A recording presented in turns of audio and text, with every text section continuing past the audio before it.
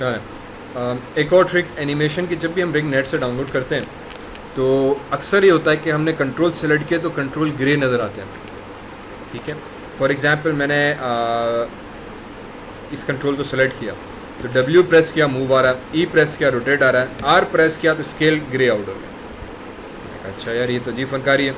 मैंने नी control select किया तो मैंने W प्रेस किया तो मूव टूल आ रहा है, that means I can move. ठीक, E प्रेस किया रोटेट ग्रे आउट हो गया, मतलब मैं इसको रोटेट नहीं कर पा रहा। R प्रेस किया तो स्केल नहीं कर पा रहा। ठीक है, अब इसकी वजह यह है कि हमने क्या किया कि हमने इसकी रोटेशन को और स्केलिंग को लॉक कर दिया।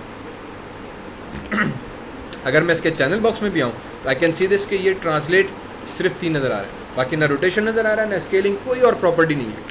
तो एक अच्छी रिग जब हम बनाते हैं तो उसकी एक सबसे बड़ी खुसूसियत भी ये होती है कि तमाम वो कंट्रोल्स जो मुझे इस्तेमाल नहीं करने चाहिए मैं उनको लॉक करके हाइड कर दूँ।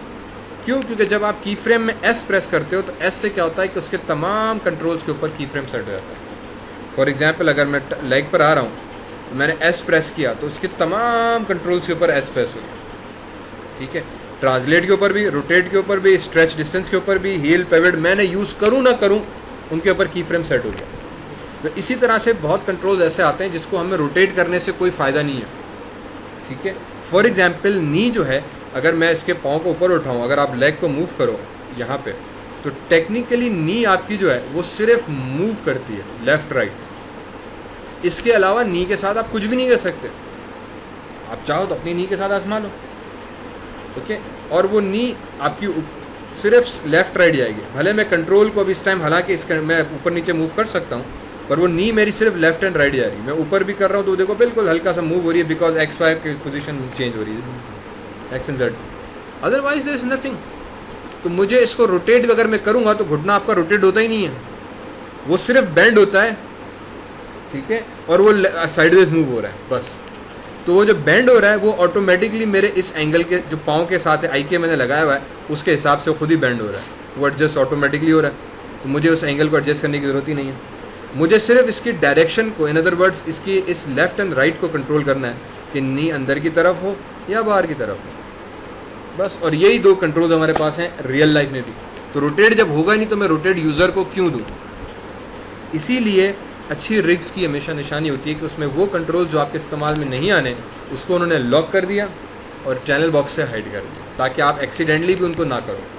और इसका एडवांटेज ये मिलेगा, जब मैं S प्रेस करूँगा तो सिर्फ इसकी ट्रांसलेट की वैल्यूज़ के ऊपर की फ्रेम सेट होगा, अब उसकी बाकी वैल्यूज़ के ऊपर सेट नहीं होगा। इससे क्या होता है कि आपकी animation in long term processing में बड़ी फास्ट चलती है, क्योंकि अब इसके पास एक्स्ट्रा की फ्रेम्स नहीं है कैलकुलेट करने के लिए। वो की फ्रेम्स, अगर रोटेशन भी होता तो रोटेशन के ऊपर भी की फ्रेम लगता, माया उसको भी कैलकुलेट कर रहा होगा, भले वो आपका चेंज हो रहा हो या ना हो रहा हो, माया उसको कैलकुलेट करेगा। ठीक है, जब मूव एनिमेशन प्लेबैक होती है तो माया हर ऑब्जेक्ट जिसके ऊपर, हर प्रॉपर्टीज़ के ऊपर आपने की फ्रेम सेट की हुई है, माया उसको कैलकुलेट कर रहा होगा, जिसकी वजह से आहिस्ते आहिस्ते माया स्लो होना शुरू हो जाता है। क्योंकि इसमें already you can see this, इसके अंदर बहुत सारे कैरेक्टर्स हैं, बहुत सारे ऑब्जेक्ट्स हैं, तो उसकी वजह से हम लोग ये चीज़ कर रहे होते हैं। तो फॉर एग्जाम्पल स्पाइन में आ गया तो स्पाइन में मेरे पास ट्रांसलेशन भी है, मेरे पास रोटेशन भी है, लेकिन स्केलिंग गायब है। ठीक है, मैं रूट पे आ गया, इसके अंदर भी ट्रांसलेशन रोटेशन है, स्केलिंग गायब है। मैं हैंड के अंदर आ गया, ट्रांसलेशन रोटेशन है, स्केलिंग गायब है। तो कहीं पे हमें रोटेशन मिलेगी, कहीं पे ट्रांसलेशन मिलेगी, कहीं पे सब चीज़ें गायब है। इसके अंदर ना ट्रांसलेट है, इस कंट्रोल के अंदर ना रोटेट है ना स्केल है, कस्टम प्रॉपर्टीज़ हमने अपनी दे दी। तो हम ये भी करते हैं कि मैंने ये कंट्रोल उठाया, इसके अंदर ना ट्रांसलेट है ना रोटेट है ना स्केल है, सिर्फ मैंने क्या दिया हुआ है 3 प्रॉपर्टी। आई के बैंडी कि क्या ये बैंड हो सकता है, नहीं हो सकता, कितना बैंड हो सकता है। अगर मैंने ज़्यादा कर दिया तो इसका होगा ये कि अब आपका कैरेक्टर जो है वो फुल बाजू कार्टून ही हो जाएगा, गोल, देखो गोलाई में बैंड हो रहा है, ये गोल इस तरह से। अगर आप वापस मैं इस डी को सेलेक्ट करूं और बैंडी को मैं ख़त्म कर दूं तो ये हो जाएगा। ठीक है, तो ये उसूलन ह्यूमन लाइक कैरेक्टर ये है, पर क्योंकि ये नेट्स हैं तो कार्टून कैरेक्टर्स में अगर आप देखो तो बड़े गोल मटोल हर चीज़ तरह से बाजू बेंड हो रहे होते हैं, तो कार्टून की सूरत में फिर उन्होंने बेंडी दे दिया। इसी तरह से ट्विस्ट प्रॉपर्टी है कि उसमें ट्विस्ट कितना फैक्टर हो, बाजू आपका सीधे ट्विस्ट कितना हो रहा है, you can control that as well. तो ये इसी वजह से अक्सर आपको जो कंट्रोल आप उठाओगे उसमें मिलेगा। फिर इसको वापस डिफ़ॉल्ट पोजीशन में लाने के लिए उसको सेलेक्ट किया, 0 कर दिया, कैरेक्टर खत्म। ठीक है, ये चीज़ें आपको समझ में आई। चलो fantastic. Assalamu alaikum. My name is Ishan Bhatti.